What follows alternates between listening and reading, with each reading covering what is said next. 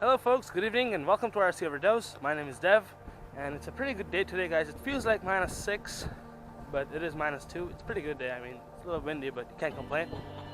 I have my Slash 2-wheel drive running on the SideWinder3 setup from Castle Creations, and it's kind of a really tough condition right now to run an RC because what happened is, you know, all the temperature was like -30, -25 the whole time, and right now it's -6, so obviously some of the snow has melted on top and it's created a layer of ice, so the tires, just no matter what you use, they're not gonna perform properly because there's no snow left, and the surface that is left is not the one that you want to drive your RC on.